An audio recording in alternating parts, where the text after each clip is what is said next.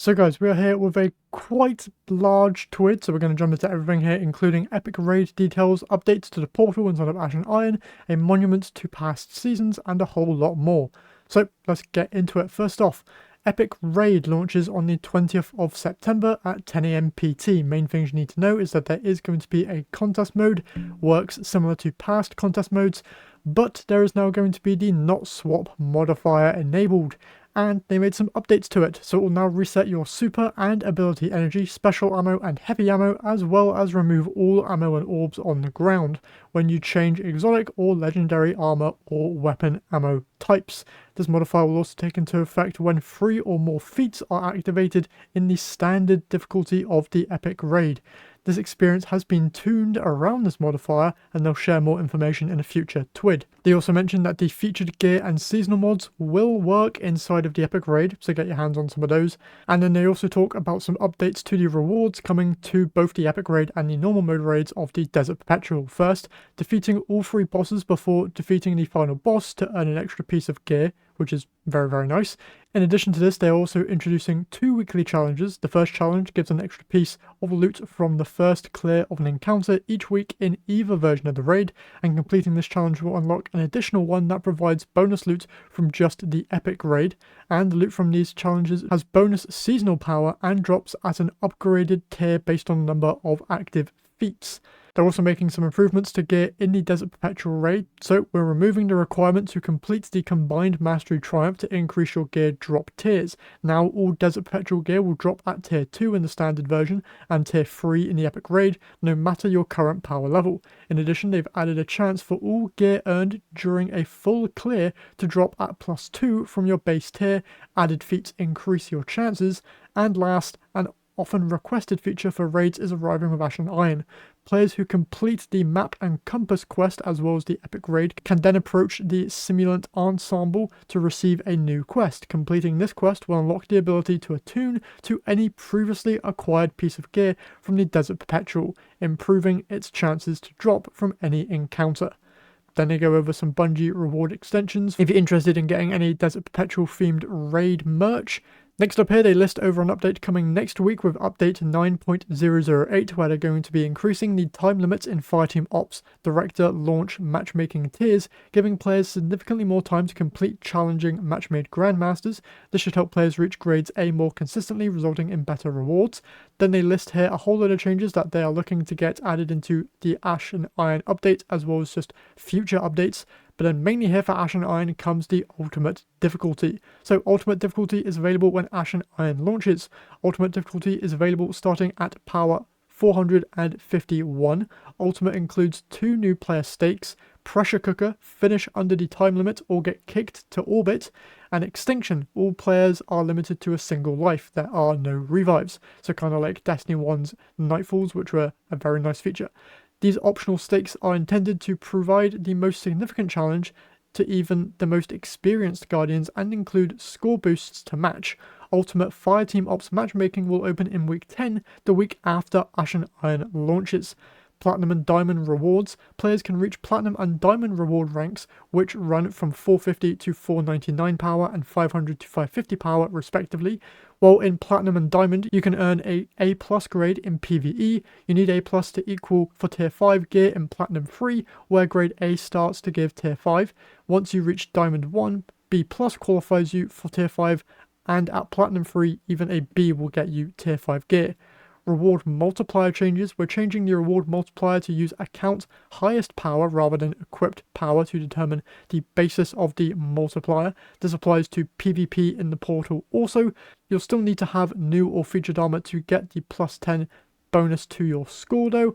No swapping at the end of portal activity, however. We track this value for the entirety of the activity. There are 5 new portal score boosters in Ash and Iron Rewards Pass, but you don't lose your score boosts if you got them in the Reclamation Pass. You'll still earn 3% for each of the new boosts to 15% total score bonus. If you're already at 15% score bonus, then you get 10 enhancement calls instead of the boost. And time limit adjustments. All activities have had their time limit adjusted based on actual play data from the past few weeks rather than pre-Edge of Fate times. Many things are coming down to a reasonable level, looking at U 35-minute Starcross timer and U2 8-minute Caldera timer. Other things are increasing, Liminality, Inverted Spire, and Onslaught to give you more time to get those bonus points. Bonus timer will reward a minimum of 5% score bonus for coming in under the timer. In the future, we're looking at ways to help you visualize this in the customization screen when looking at your projected score.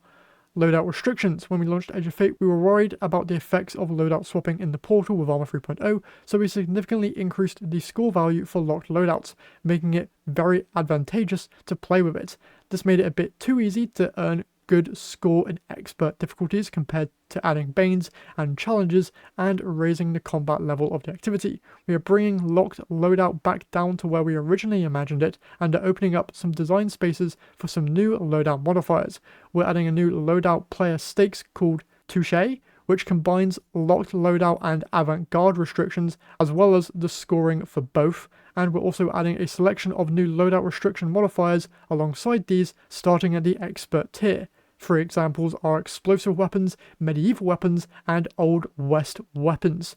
All of these include restrictions for new and featured armor similar to Avant-Garde, but weapons can come from anywhere and anytime. Initially, these just include appropriate weapon categories, but we'll eventually want to expand the value of these by taking into account specialized frames, perks like Dragonfly or Full Auto Refit, and specific case exotic weapons like Vex Mythoclast or Sunshot. Now, if you're thinking that these restrictions are going to make it challenging to counter champions in Master Missions and above, we agree. That's why they come with a really juicy scoring bonus to compensate you for your troubles. Also, you won't see any of these randomized modifiers in match-made activities. These are just for customized activities. Then they show off a whole load of data, experience, and rewards stuff, which I will skip over here. Main things to note though is they are nerfing some stuff in regards to the exotic missions. So Encore end activity engrams reduced to 2, as well as mid activity chest rewards reduced to 2. Starcrossed end activity engram reduced to 1, with the mid activity chest also reduced to 1, and the Whisper is having its mid activity chest removed. In terms of fireteam ops though, Liminality is increasing by 2 drops, Inverted Spire is also getting increased by 2, and Onslaught Widow's Court is increasing up to 4 drops, which is very nice. Next up, power and rewards.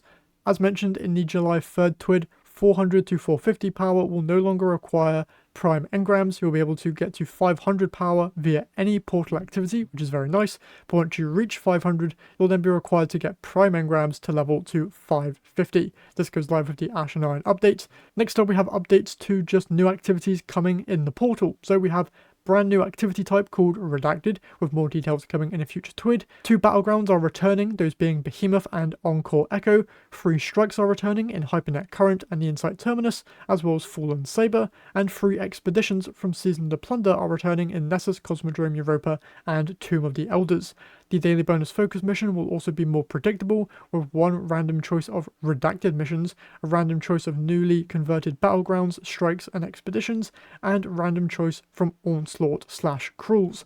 Pinnacle Ops, they're adding 3 dungeon layers with more info in future TWIDs, and 2 exotic missions in Presage and Avalon. And Pinnacle Ops will have 2 daily focus bonus activities with a random choice from the dungeon layers and alternating between Presage and Avalon. Next up here for Solo Ops bonuses, reduced power earned for a given grade in Solo Ops by 1 compared to Fireteam Ops, Pinnacle Ops, and Crucible Ops. And then for Conquest updates, they're adding 4 additional Grandmaster Conquests and 2 Ultimate Conquests. The Grandmaster Conquests round out the requirements for the Conqueror title, and the Ultimate Conquests are needed to complete Guardian Rank 9. And you'll also get a suite of new seasonal Ultimate Conquest emblems. All conquests will now be replayable. You'll earn more score portal loot for additional completions, which is very, very nice. Next up for future changes, a score tuning pass on all modifiers. Onslaught, Coil, Tomb of Elders will be moving from Fireteam to Pinnacle Ops. They'll be getting their own bonus focus slots in Pinnacle Ops.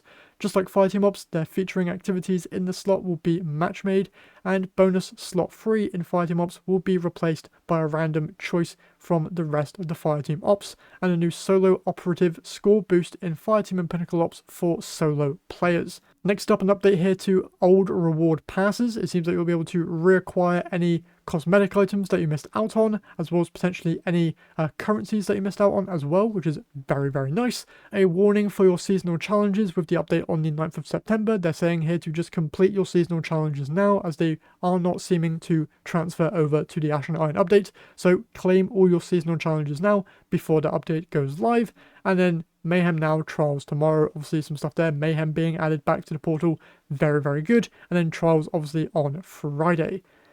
That is everything for this very long tweet. If you want to read all of it for yourself, as always, links in the description. But with that all said, I hope you guys enjoyed this quick-ish breakdown. If you did, if you could leave a like and subscribe to the channel, I would very much appreciate it. But with that all said, once again, hope you enjoyed, and I'll see you all in the next one.